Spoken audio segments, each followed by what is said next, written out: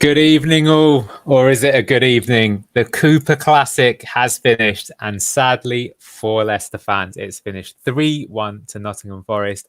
I think on the overall balance of play, a well-deserved result for them. They take home the East Midlands derby. I'm joined today. I've got a special guest. We've got Manny, also making his instant match reaction debut. Also joined by Neil from Beyond the 90 and Luke at Leicester City Down Under. Manny, I'm going to start with you, but just before you do, I'll run off some stats and just show you what happened. So 3-1 was the final result.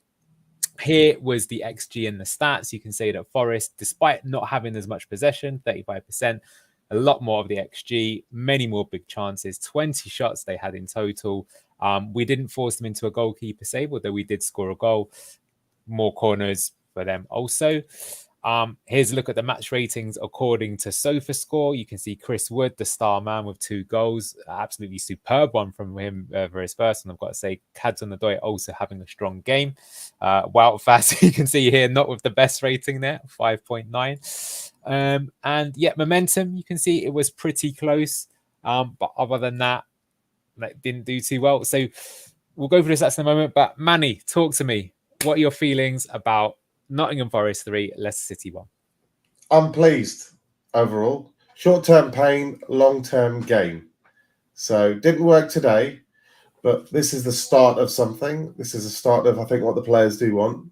I think we had 65% of the ball, even though we lost 3-1. This is a classic sort of Leicester City old school smash and grab where we have 35% of the ball and we score lots of goals. And Forest were efficient. They were strong. They were good.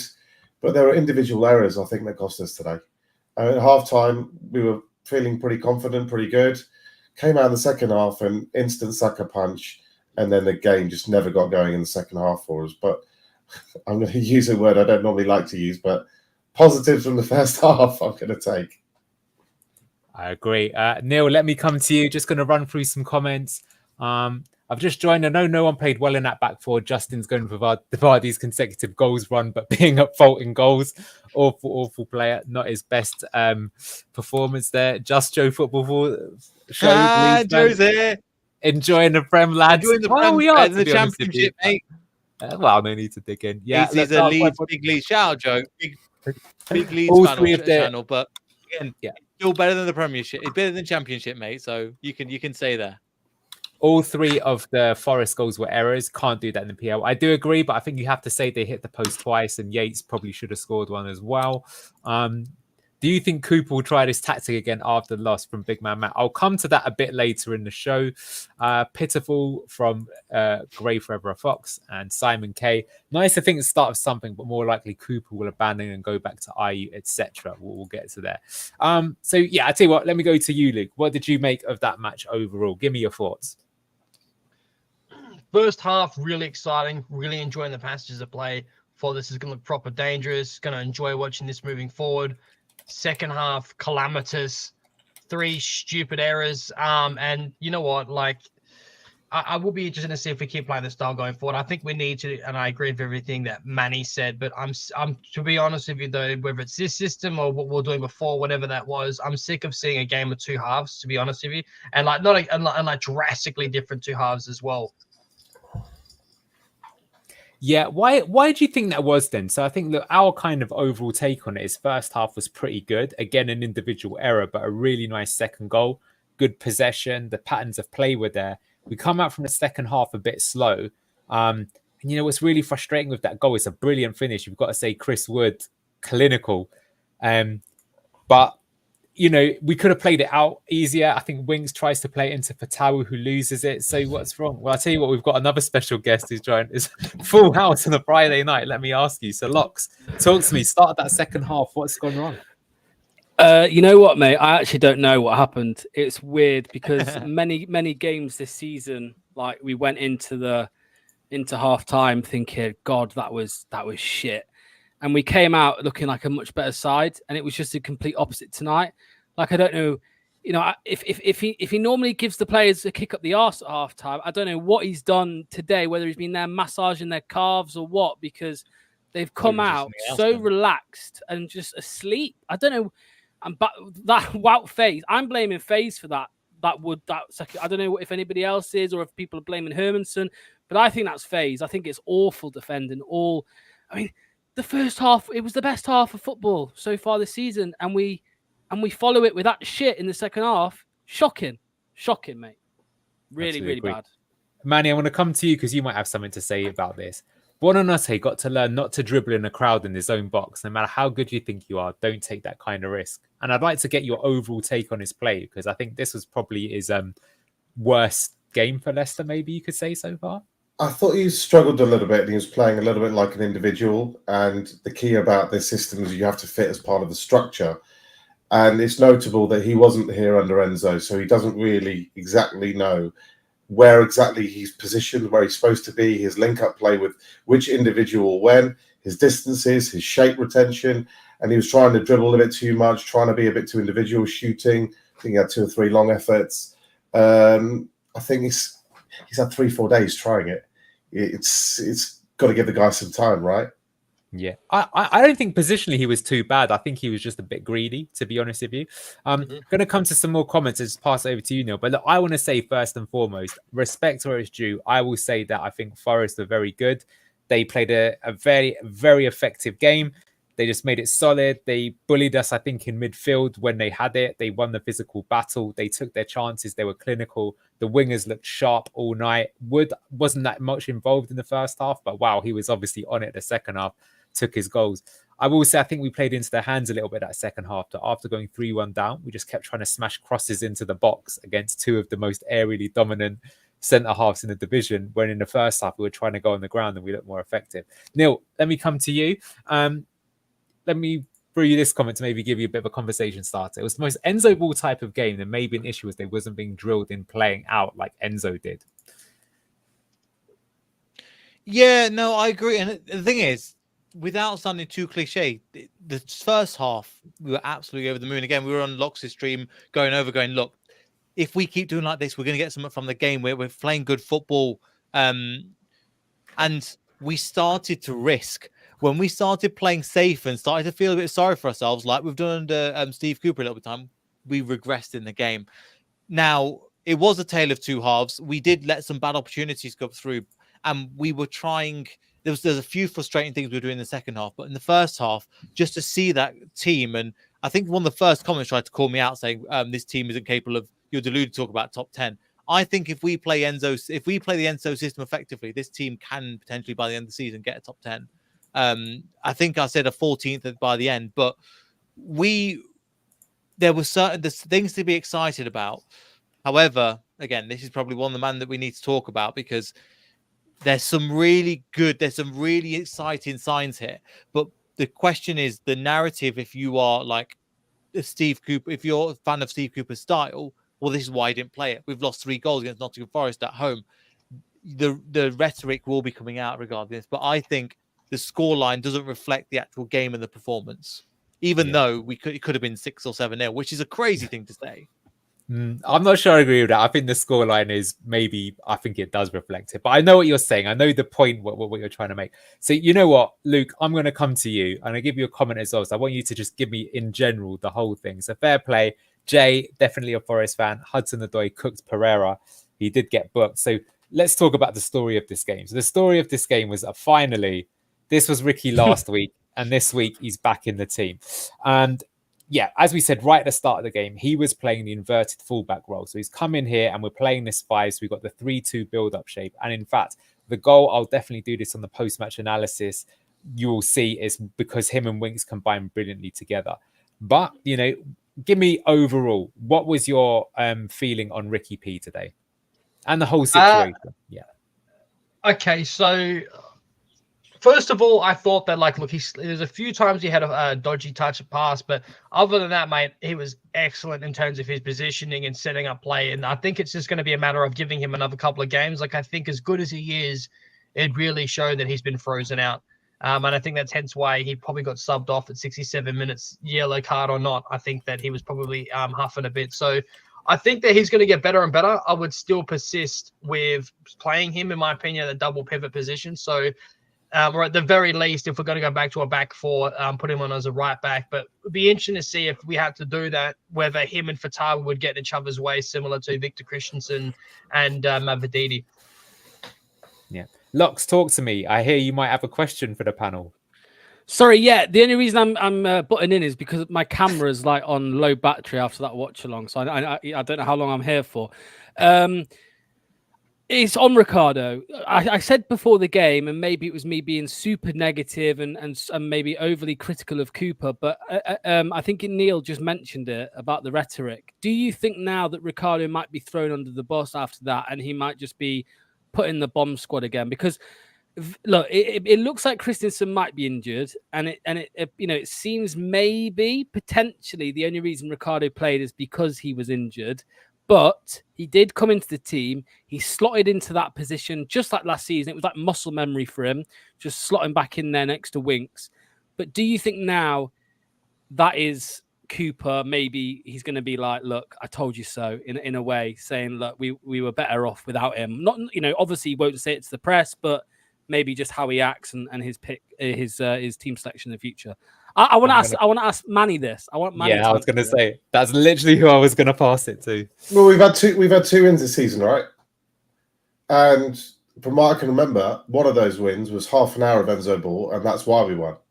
And the other one was Cooper's Cooper ball for the whole match, tale of two halves. Well, so we've had 8 attempts at Cooper ball, and we've won once, and we've had 1.5 attempts of Enzo ball, and we've won once. Is that good enough answer? I will say this. I said to you at halftime, Locks, on your stream that I called Ricardo getting substituted, and it had nothing to do even with his performance. It's that he was on a yellow card. So you had to. And if you notice, what did Forest do? They took off Alex Moreno, who was on the yellow card against Fatawu. That's the Premier League. You have to make subs like that when you've got 5 subs. Otherwise, you'll get killed. And fair play, he was getting cooked by Hudson-Odoi, who had a brilliant game. He was very, very good. So I don't think that's necessarily the issue. But for sure, I think actually the next game is a cup game, if I'm right in saying. It's not actually Ipswich, right? We play Man United in the cup, so we might not even... Okay, so Locks has gone. He's dropped the mic on there. So I say, well, let me come back to you, Neil. Do you think, because it's going to be the key question, do you think he will stick with this system, or do you think that he'll have seen enough and he'll be like, no, lads, I went your way and it didn't work? The truth is that I really don't know. For me, the decision, what he decides to make, because I made this on, I think, a video on Monday mentioning that. What does he do from here? He saw a way of playing, and we haven't seen a full 90 minutes of Cooper, under Cooper, let's be honest. In his system, now we've seen a bit of let's be honest, we've seen half an hour of Enzo's system. We've not seen a full 90 minutes. Yes, we played the 90 minutes of it, but we regressed in the second half. Some people think it's the players aren't fit. I think personally it's because, again, players like Buonanotte haven't been coached in this position, and they've just kind of potentially even let the players take over. For me, it was frustrating, but I don't know what he does. If he's a stubborn manager, he will go, right, well, we tried your way and going back to my style.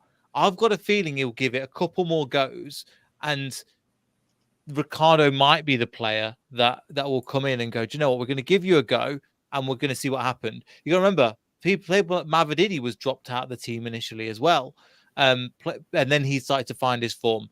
Fatau, again, he was dropped out of the team and then he had a brilliant performance, kept his performance. So for me, it was, I don't know what he's going to do, but for me, that would tell me more about what Steve Cooper is as a man. Is he going to be stubborn? And do you know what? Credit to him for making this and having this opportunity to change when we've had 45 minutes of great football against Southampton. But it shows you as well the difference between Southampton, who are a relegation candidate, compared to a mid-table team. And I know they're sitting in 5th at the moment, between like a mid-table team and Southampton, and the gap is pretty drastic. Yeah. Well, do you know what? I mean, I think Tito blew here. I think this, you've got to be, say, objectively, this is correct. Just say one shot on target, full stop. The boys we wanted back didn't meet expectations. Now, I wouldn't necessarily label that as the ones who came into the team, but I would say this: the team today absolutely has to take that on the chin, because that's the reality, you know, that we didn't do it. And also, I mean, I'm just going to quickly show the Forest lineup, but Forest actually didn't make a single change from their team that beat Palace. So that is saying something that, you know, we should have started fresher. They did make subs later on and their team did the business. But what I'm going to do a bit earlier than normal is I'm actually going to run through the players and get your take on it, because I think that's the best way to do it. So I'm going to start with you, Luke. What did you make of Mad's overall performance today? It's a bit harsh. I think, like, at first I thought it was poor for him to concede that first goal, but then you saw from where there was placement, it was right in the corner. There wasn't much he could do. I think that because of how shocking the defense was in that second half, he just full lost confidence in the defense in front of him. You see him was running out a lot more, making some more brash challenges to win the ball, and he kind of had no choice because you just didn't trust him. But look, I think he wasn't at his. I don't know what you want me to say, to be honest. If you ask me to give it a score, I'd give him a 6 out of 10.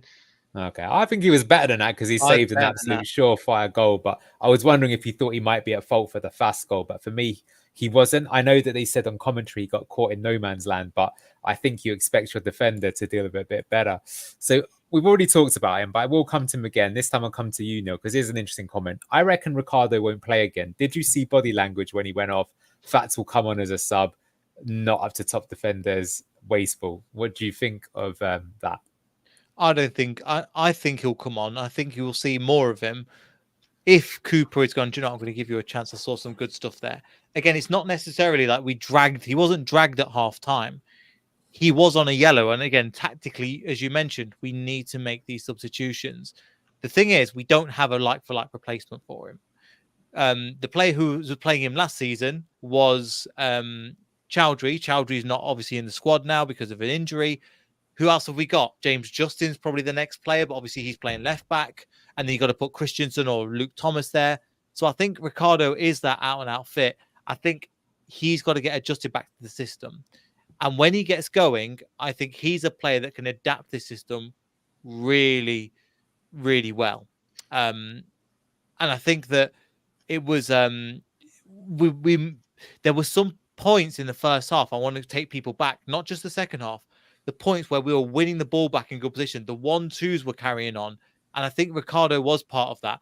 If he gets up to speed and we see the Ricardo that we saw from last season, he can adapt to Premier League football. We all know it and this system, but it is reliant on him. And I think he can be there, but he wasn't at it today. And that's okay because, again, I think somebody mentioned the right word was rusty. And I think he was a bit rusty in this game, but I think he can continue with this team if we play this formation. Yeah. Here's an interesting comment, though, that every time Cooper tried to play more attractive football at Forest, they got beat. That is something that their fans did tell us about that. Okay, let's come on to this individual who I think it's fair to say had a bit of a stinker. So, Manny, talk to me about Wout Fast. He had his bad game. You know, he has them 1 in every 8 to 10 games. He has an absolute nightmare. He showed hints of it against Southampton where he nearly scored the own goal. And today was pretty bad. And there are some worrying points about his game when he's moving backwards towards his own goal and stuff. But I'm not going to hate on him because I think he's actually been pretty good this season and he's made an absolute ton of blocks, a ton of stops. And, you know, get the bad game out of his system and I bet you he's excellent next game. Okay, I hope so, because I was going to ask if you think he would be dropped for the next game. You can't have too much reactionary bias in this and just say whoever has a bad game or a bad hour, they're going to be dropped for the next game. It's just no way to build anything, just basing it on that. It's no way to show confidence in a player as well. If you're just going to say to someone, if you make a mistake, you're out of the team, that's it. You're going to lose players pretty quickly like that. You've got to show some loyalty and look at the picture overall. And overall, I think he's actually been pretty good this season. Yeah, I tell you what, this is, I think, one of the most interesting comments so far, and I'll explain why. Joe Smith. So central defenders not helped by midfield losing their 50-50s. So what happened at the start of the game is I don't think that Forest expected us to play the way that we did. So we were able to basically incite their defensive front four into trying to challenge the ball, and either Ricardo or Winks would play the bounce pass between one another and we would take them out of the game and start our attacks. And that's how actually we scored our goal. But it was notable that after that goal, they started pressing both Ricardo and Winks a lot more heavily than they did before. And definitely in the second half, they stopped those guys getting going a lot. And it meant that every time they turned the ball over from those two, they were getting opportunities. Now, what I would say with regards to this comment is that is basically the system in a nutshell. Because as I say, it's like if those two do their job correctly, it will generate an attacking opportunity for us. But equally, if the opposition can stop them, it can be curtains quite quickly. The reason why you have two of them is to give yourself a bit more insurance when you're trying to do it. So keeping that comment in mind, but I'm going to move on to Caleb Okola. I'm going to pass this one over to you, Luke. What did you think of that? And also maybe, because I mean, Caleb made a bit of a stinker also, didn't he, for Chris Wood's first goal? So what did you make of his performance today? Yeah, I thought Okoli had a very poor second half. I thought first half, not too bad, but this was definitely not one of his better games today. I think he was poor. Like, he turned the ball over quite a lot. And like, I was giving him credit the other day saying, you know what, he's going to get better, and especially working with Winks. But yeah, today wasn't the best from Okoli. Okay, yeah, I think that's a pretty simple way of doing it. Okay, I'm going to hand the next one of the bomb squad that was our central defence today over to you, Neil. James Justin, talk to me. I think Anthony Alanga gave him a run around, to be honest with you. I think that's just mainly because Alanga's a better player. And I just think he got caught out with sometimes. I don't think he quite understood his role, but I just don't think today was his day in the game. So it's different when you're at Southampton, they were backing offers with 10 men, but against when you're one-on-one with your defender, Alanga was and he's been embarrassing people as well. I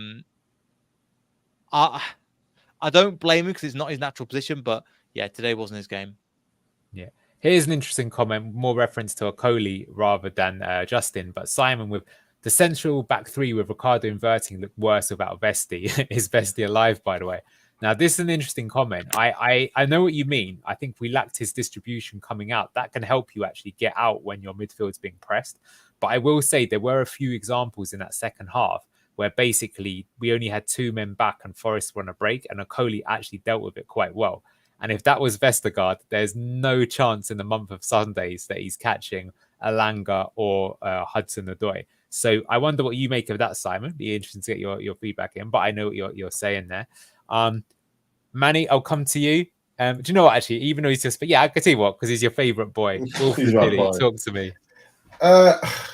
Not the best day from Wilf, I don't think. Again, I think the eights, one of the jobs of the eights in the system is to try and get past the winger if the defender gets tight to you. So if you can't take him on one-on-one, you've got that inside ball for the eight running to the touchline, and then he's going to chip it to the far post. We saw that move with Dewsbury Hall, and we saw that move from Wilf. And I didn't really see Wilf getting into that position, linking up with Fatawu like he does often. And I didn't see him playing on the left eight side doing it with Mavididi either too much. He was in midfield trying to go that way. And I didn't think he had a bad game as such, but I think both eights didn't do the wingers any favours by running those overlapping runs to try and give them options. So that's an area that they need to work on for sure. Yeah, I would say that both eights were not playing in the correct positions in this game, not how they would be playing last time round. Oh, here we go. Another statsman's come up. Talk to me, Neil. What's this going to be? Anything with reference to Ndidi or okay? I mean, do you know what? This is interesting with the passing networks. So I think this says you a lot, right? So the thing that I would notice on this immediately is you can just see how much more direct Forest are, which is something we knew about it, right? So they're looking to hit 14 Hudson-Odoi and 21 Elanga as fast as possible. Of course you would. Makes total sense. Nothing wrong with that. We won a Premier League doing a similar strategy. You can also see with Leicester that what you see is that back five, if you include Ricardo there, just how much higher up the pitch they were. That's the highest we've probably been all season. Look, compare Mad's average position to Matt Sells of Forest. So we're looking to try and get on the ball and dictate play and pass it around. Much more intricate passing networks, which is correct. You can see how Winks is literally in the central spot. So the quarterback running the game. We'll come to Harry in a moment. Be interesting to see what you think of it. You can see Vardy playing the false nine. I thought he linked play well. I don't want to give spoilers. We can talk about it. But I will say one thing, though, and this kind of brings my point. So number 6 is Ndidi. Now, I suppose, to be fair, it's average pitch position. So the thing is that's going to take into account the half an hour that he played in the double pivot. But otherwise, if I'm being honest, I would actually say that these positions are kind of correct. Like, this is where I'd expect them to be. Maybe Fatawu could be a bit higher and wider like Mavididi was. But Ricardo, his position is like that because he's drifting in between a central midfield and a right back. So, of course, his average pitch position is going to be in the middle of that. Vardy's the false nine there, and Buonanotte is slightly past him. What you'd ideally want is Ndidi to be equal to him on the other side. But as I say, because he's played as a double pivot, you're not going to get that. Any comments from either Luke or Manny on that? I think your problem is with you see Mavrodini's isolated though. It completely negates his options. He doesn't have too many options. You're relying on him to do something one-on-one. And if you come against a robust, decent fullback, and I thought both of their fullbacks had good games today, then that side is going to struggle. He's always going to, even if he can get past his winger, then he's still got a fair gap to the rest of his players. So he doesn't have an easy cross or an easy option that side. So I think it's key that whoever plays that left 8 has to be running beyond him as much as possible and trying to get to the touchline. And how many times do we actually get to the touchline today, the wingers or the 8s? And if we're not doing that, then we're not pulling their defenders away and trying to create more space in the central areas for the likes of Buonanotte. Yeah, I agree with that. I'm going to come over to you, Luke. Let's talk about the quarterback. We literally just saw the stats. Thank you, Neil, with the assist there. So talk to me about the quarterback of the team, Harry Winks. What did you make of his performance? So I want to ask and talk to you all about this. So I thought he was excellent in that first half on the Enzo system in the double pivot position. He is the most crucial player, as we just mentioned. He is the quarterback. I do fault him, though, for that second goal. A lot of people blame Fast, but if you watch that dodgy pass to Fatawi, like right next to him, that turned the ball over, and that's what invited pressure. So you blame, I think it was Buonanotte for the first goal, or JJ, second Winks. But anyway, staying on Winks, I think going forward, if we are to play this system, you obviously have to keep him in. And I think it's worth mentioning as well that this is the second game where Skip didn't, or there was another game that Skip didn't come on, Samare did. So in the double pivot position, my question is to you guys, do we persist with Harry Winks regardless of what system we play? That's a really good question. I'll throw that out to our chat panel here as well, anyone who's watching the stream today. What I would say with Harry Winks is that I actually think he was one of our better players, but he was definitely at fault for that second goal. I mean, it wasn't just his fault, but once he's made that bad pass, and that is the brutal nature of the Premier League. How about you, Neil? What do you make of Winks? Do you think we persist with him going forwards, or do you think this is a wake-up call today? No, I think we persist. I think we have to keep playing him, giving him the ball, and I think we've got to let him do what he does best. Because you look at the game against Southampton, and Southampton are a much worse team, in my opinion, than Nottingham Forest. Without him in the team, and it wasn't Skip or Ndidi's fault essentially, but because there was somebody calling for the ball and then distributing it. What they did really well is they started to mark him out of the game. But the difference is you've got other players that can then ping the ball around. And what you need is then, again, Ricardo to get on the ball more. You need the wingers to go, as you mentioned, higher and wider, taking that. And also the play needs to be switched more. And that's something that needs to be a lot better at the moment. And I would persist with him going forward because I think out of all midfielders, he offers something better and different than the other ones do from an attacking and a possession point of view. Yeah. Here's an interesting one for you, Manny. So felt like our defenders were facing one-on-ones all game long. Not enough coverage from wingers or midfielders. Surely that will annoy Cooper. Well, I mean, there's always the problem with it. Whenever you lose the ball, you're going to look like you're short on numbers at the back because you're overloading, committing to midfield. But you are trying to commit to your attack. So whenever they get the ball, they're going to look pretty dangerous. You're going to have hairy moments. That is just the weakness of the system. There's no perfect way. But the theory is you'll gain more in attack than you will do in defence. So I think we be very careful not to overreact to a game where 3 players have made 3 individual errors. You know, it's the structurally, we actually had control of the ball. We had control of the game. If you refine that process, and do you remember early on last season when Enzo brought this to us? I think the question was asked after about 6 or 8 games, you know, what far percentage do you think we are into this system? And he said about 20%, 30%, and we're building. And Cooper himself is learning this for the first time, and he hasn't really trained us this way before. He arguably it's potentially player-led. It was interesting that you were speaking to, I think it was Connor Cody at half-time, and you saw them having an intense chat.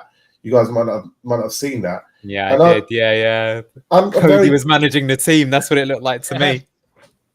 What do you think? we'll get to that. I just want to say, I think it's clear we've just been raided by one of the Forest streams ended. Look, we will say everything. You guys played very well. You totally deserved your win today.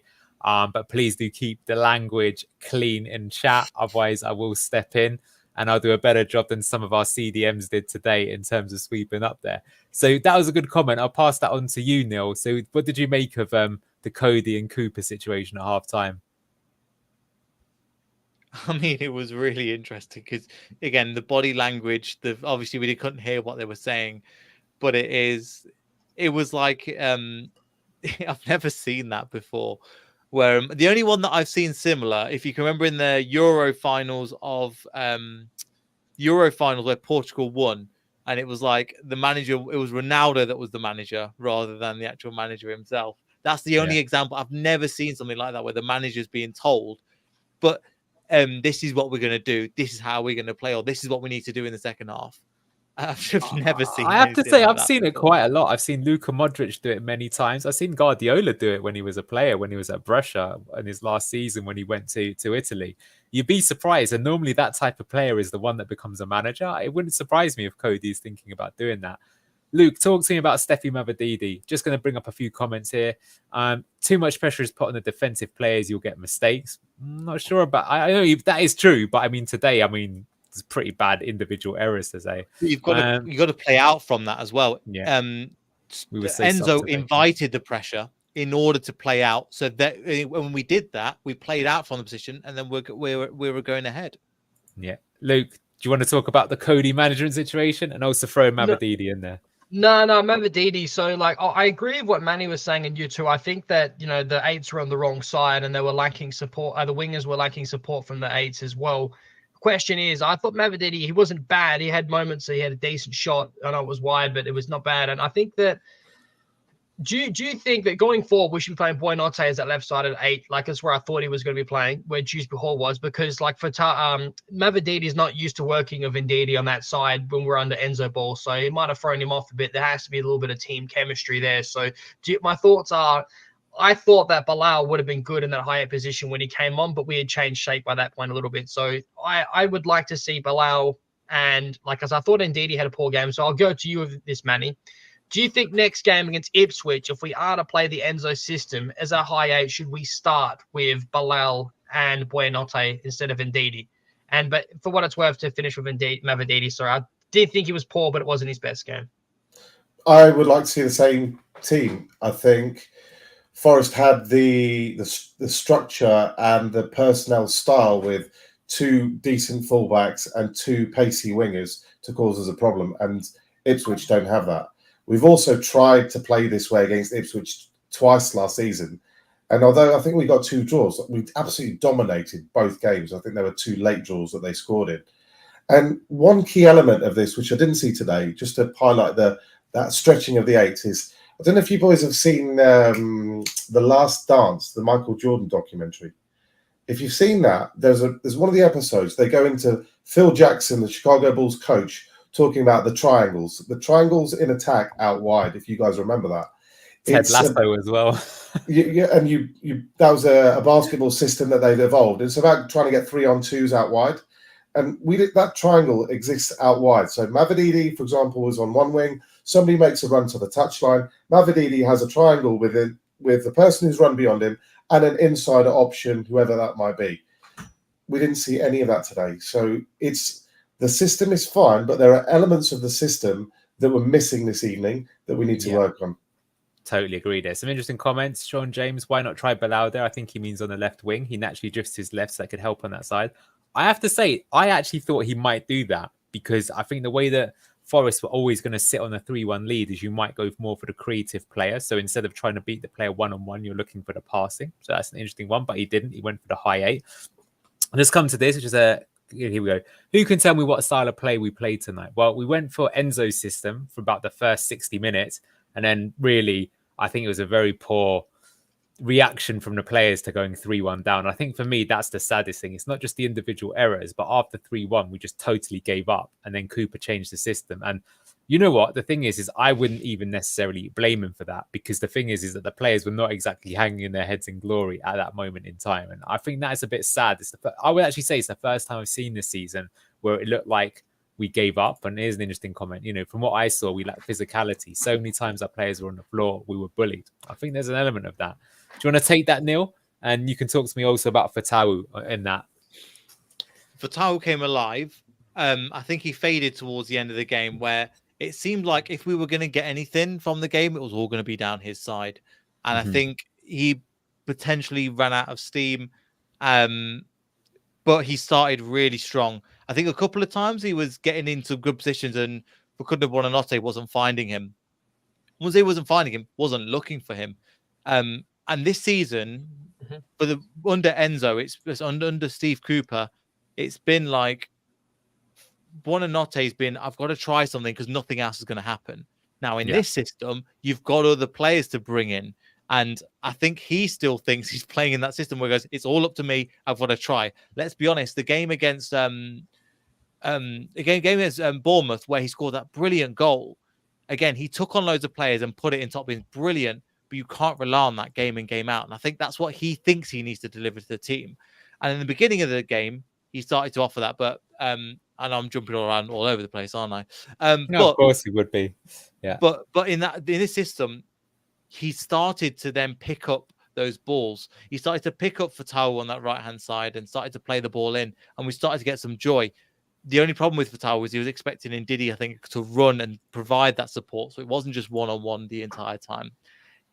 Forrest did a good job of stopping him cutting in on the other side as well. So he tried to do it a couple of times, and they're like, no, we're going to put two men there, so you definitely can't do that. Yeah, no, one of their CDMs moved over there. That was a tactical tweak they made. That was good from them, from Nuno up high, got the view. Some really good comments. I've got to say, Joe Smith, 2 great comments today. So another one, Facundo Buonanotte needs to be given a quota for attacking passes to Vardy and Fatawu. And I know what you mean there, because there was one time in the second half where he could easily have played in Vardy and he went for a very selfish shot instead. And Manny, I think, was saying, well, he's a young player, he's going to have that, you're going to learn, which I agree. But I think Enzo would have been screaming at him. He managed to change Fatawu from lashing it to playing in the right man at the right time. You mentioned this several times, Manny. So you know what? You take on Buonanotte in total. Buonanotte didn't help with the right channel runs. I know this is going to be a bit recycling what you've already said, but hash it into the greatest hits for me, please. He's trying to play as an individual 10. You know, he comes from an Argentinian history of great 10s, great attacking little players that can create things and do things and become the star of the show. And today, he kind of felt to me a little bit like, don't care what Steve Cooper said, just get me the ball in the central area and I'll make something happen myself. And the players were trying to link up with him, but he wasn't looking necessarily to link back with them. I think there was a little bit of a worrying sign from him today that he wasn't structured and disciplined. And he's essentially just being a little bit greedy and trying to play too solo at times. Yeah. Now, I only would say, though, my slight worry is can the manager coach that out of him?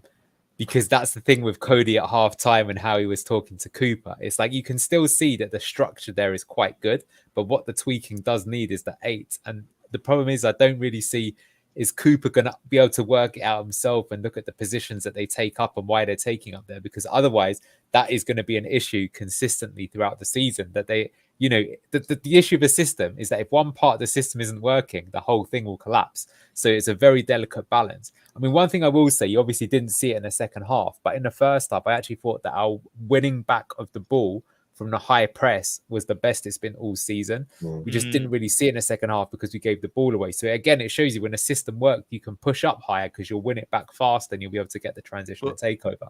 But Matty credit B14 to Forrest as well, who cut the passing lanes out of Ricardo and Winks a lot better in the second half than they did in the first 100%. I'll come to you, Luke, on this just quickly because I want to throw you this comment because I think this is very relevant maybe to what you're about to say. Forest's missed chances were actually better shots than their actual goals. I think the times they cut us open and they missed, they actually was way better than what. That's not an insult, by the way. I'm saying they genuinely created some high XG opportunities against us, and funnily enough, they scored the ones that were low. So it didn't help that Okoli and Fast simultaneously had their worst games of the season, but maybe that ties into the system. So Luke, over to you. So I got a lot to say. So first of all, going to that comment, there was like one chance where it hit the post. There was one chance, I think it was Yates, I can't remember who, that just missed an absolute sitter and skied it over. So they had a lot of chances. We could have got a proper mugging in that game if it went for Mads in a few scenarios and dodgy shots. But look, going back to what Neil was saying earlier, and to finish it off, Buonanotte, yeah, look, when you're like one of those types of players and you're having the season you're having, like kind of similar to James Maddison, you've got that arrogance, that 10 position, you deserve to, take a shot and like take those ambitions, especially when you're playing the way you are. You don't get those worldies unless you take those chances. But when you've got Fatawu and acres of space and presenting that option, as Neil said, when you've got that support, after like 2 or 3 misses, you want to coach it out. That's when you have to be like, look, mate, like you've got to start laying it off, or I'm going to sub you off and bring Bilal on. I think the problem was with that game as well, to wrap it up as well, in terms of where we got pressed, was, yes, Neil's right. We got the double pivot got targeted, and both their wingers rinsed our fullbacks. So we got beaten with their wingers. Our double pivot got targeted and cut out, and then the centre backs behind them were calamitous because of that, for that reason, in my opinion. So Faze and Nicoli, there's a whole formation issue in terms of like building it out. Do you know what I mean? Yeah, here we go. Jack Toes, I'm so angry by the defending. It was League One defending. Only Buonanotte, Winks, Vardy and Mads were good. The rest forget. And Cooper needs a trainer squad of how to defend, because that was just embarrassing. I mean, yeah, I think those individual errors, I think this is one of those things where it's not necessarily on the manager. So first goal, Buonanotte could just clear it. He tries to jink past someone 6 yards from his own goal. That's always a bad decision. Then JJ gets the second opportunity to clear it, miscues it, and they're in. So poor, twice we had the opportunity to clear our lines. Second goal, trying to play out from the back. Winks makes a bad pass to Fatawu. He gets robbed. It's not immediately turned into a goal, but then it gets turned over. Okoli. Could Okoli have done better against Wood for that second goal? I think it was a good finish, but Manny's nodding. He's not the biggest fan there. Got to get tighter to the right foot and stop that shooting lane. There's only one way he can shoot with his right foot there. And if you look at sticking the leg out, he didn't really stick the leg out with any kind of commitment or properly. He wasn't anticipating that Wood would take the shot. Wood took the shot slightly early, and he was just slightly delayed in his reaction. So, yeah, I think he was at fault there. Yeah, fair play to the Forest fans. I got to say, we didn't think... Well, I think a lot of people predicted Wood would score, but we didn't think he'd score 2, and he was clinical. I have to say he was absolutely superb today, and I think would deservedly get man of the match for those 2 finishes. I think even the second one is impressive because it's fast thinking, and he thinks they're head over, pretty easily. He showed pace to outpace Fast as well. I know Fast isn't the quickest, but I mean, Chris Wood's even bigger than Fast, and he showed gas to outpace him, which is a slightly worrying. Yeah. Jamie Vardy, who wants to talk to me about him? Neil, do you want to talk to me about JV? I mean, I'm so glad he got his goal today. I think didn't really have too much to go off, and his false 9 positioning was great. He got in the right position for the goal, which is, again, it's just what we need from him in the system. And I thought when he scored in the 23rd minute, I thought, we're back. We're coming. Leicester City and Vardy getting the goal as well. I was, and then he kind of faded towards the game. I think partly because he's not got the energy he used to, but again, for me, he didn't really, and then the ball wasn't getting to him. He was playing some nice 1-2, but again, just like the first half he played some great football. I think I'm frustrated for him, but I think because the service, and again, it didn't help with Buonanotte being too selfish with the chances as well. Yeah. If you give Vardy in that position, he's going to spread the ball wide. He's going to bring other people into the game. He's going to expect Buonanotte to run off him, and he's going to try and get the ball to him. And also, you're going to remember that when he's playing the false 9, he's expecting Wilfred and Diddy to go the other way, who didn't, as we saw from the stats, didn't really do that as well. But I don't think it was Vardy's fault for pretty much anything, really, but he took his goal well. And again, he's got 1 chance, 1 shot on target, 1 opportunity. I don't think he did really much else in the game. I think was there an opportunity where he kind of fluffed his irons a little bit from a set piece. That's the one where it came over the top of him, but it was a tricky one. But that was a well-worked save. I mean, I would say I think Vardy in the first half was pretty good. I think he played the false 9 really well. He linked up the play quite well. He drifted around and he made some good key passes. Second half didn't get the ball to him, so he was pretty much non-existent. And I think that will kind of come on to, I mean, rather than the subs, I mean, I'll speak about Cooper. So I think there's a lot to talk about here, right? So I think first and foremost, he's got to be given a lot of credit for going back to the original system that worked for us in the Championship last season. And I think the players have let him down today in terms of their individual defending. But what I'd like to raise is an interesting point. So at 60 minutes, he decides to try and do something, which again, I would applaud, right? Because we were 3-1 down and we didn't look like we were going to get anything out from it. and then he makes some subs, and then we just basically go to more of like a 3-4-3, right? No inverted fullback, just regular three, that kind of system. Do you think, well, what do you make of that? Do you think that was like he looked clueless and he didn't know what to do? Do you think he actually tried to do something and it didn't work? So he's brought on Jordan Ayew, he's brought on Bilal El Khanous, he brought on Puba Samare, who Manny was giving a shout out to. So I'll pass it over to you, Manny. What do you think about him overall, given that I think we're saying that, he was kind of sabotaged by the players a little bit. I mean, I would actually use those words. I mean, I've been very negative about Cooper this season, but I think, especially the first and third goals are like just pure calamity. What can you really do as a manager when your team's doing that? I mean, as a manager, there's not a lot you can do when an individual makes an individual error. If there's a structural error, how somebody got through you, and it's like if somebody sticks one from 35 yards and you can't really legislate for that. And I understand what he's trying to do. There's 20, 25 minutes to go. He's trying to roll the dice like he did against Southampton, and it worked against Southampton, and it didn't work tonight. And he's trying to do something different. But the one thing I would say is when you play this way, one key characteristic of playing this way is no matter what the situation is, no matter what the scoreline is, you don't change to a plan B. You just have to keep trying to play plan A faster or better. And I think tonight was an occasion where we have to suck it up today. We got outplayed. They exploited our weaknesses. We looked a bit rusty, but in 60 minutes, 70 minutes trying to change is not really something that Pep or Maresca or any of those other protagonists would do. So again, I don't want to confuse the players too much. 1 minute it's a 4-2-3-1, then it's a 3-2-4-1, then you're changing it to a 3-4-3. We look like the players are like, well, what minute is it? What are we playing at the moment? Simplify the whole thing. We play one way from first minute to last, and that's it. Can you do that though when Ricardo's on the booking, maybe not that match fit, which admittedly might be Cooper's fault, and you haven't got an inverted player that you can bring into that position? I think at that stage you have to gamble with probably a player out of position, and you have to maybe give it to Skip. We've said that Skip's quite mobile. He's got a bit of speed. He's reasonably robust. He can cover the right back role if we're in an absolute emergency for 15, 20 minutes. And yes, what we should have done is actually, if we'd have knew we were going to play this way at the start of the season, maybe in the summer transfer window, we might have bought a players of a profile suited to play this exact way, rather than having a bit of a mishmash. Yeah. Interesting here. Cam, I think, is a Forest fan. Cooper will probably keep you up, but you may need to look elsewhere in the future. I mean, I think that's exactly why he's been appointed to do exactly that. I think he will, though.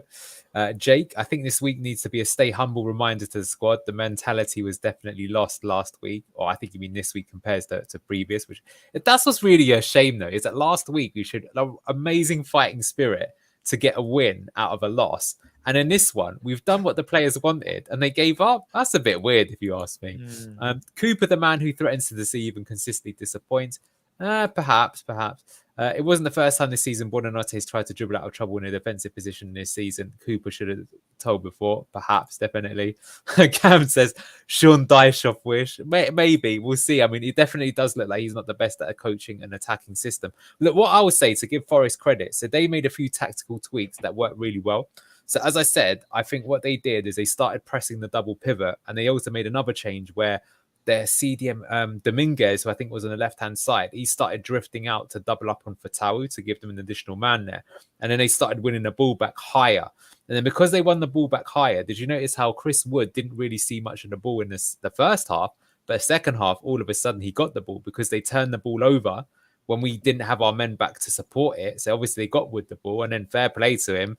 He was absolutely amazing. 2 clinical finishes. So what I guess I'm raising here is this is always the problem when you're going to go for a system like that, is that how do you get around it, right? Because the thing is that, say, if I'm Kieran McKenna right now, even, watching that game, and I'm thinking, okay, Leicester might start up with their 3-2-5 that they did last season. What do you do? And I'm thinking, well, what I'm going to do is I'm going to close down the double pivot, right? And also maybe double up on Fatawu because Mavididi looks like he's off form. So given that's in the air, what can we do? Luke, what do you think about that? What we can do early on the ball. not aerially, but let's say that we're getting pressed on the. I was catching you sleeping there, by the way, as well. That's why I called you out. I would sub Sorry, Luke off right now. That's what I would say. His work rate's not high enough for this stream. You gotta remember that it's like what Yeah. 4 or 5 in the morning now. I got Mate, up this at is- got up at 2:45 for this. Look, I'm not gonna. No, I'm still here. I was just patiently waiting my turn. I think I'm not gonna. I agree with everything that you said. I think I'm not gonna pile on Steve Cooper Yeah. because he played exactly the starting 11 we wanted to see and the formation we wanted to see. I think there's something to be said. We've got some players that haven't played that Enzo system, like Boyanote and a few others, and Bilal, Ayu.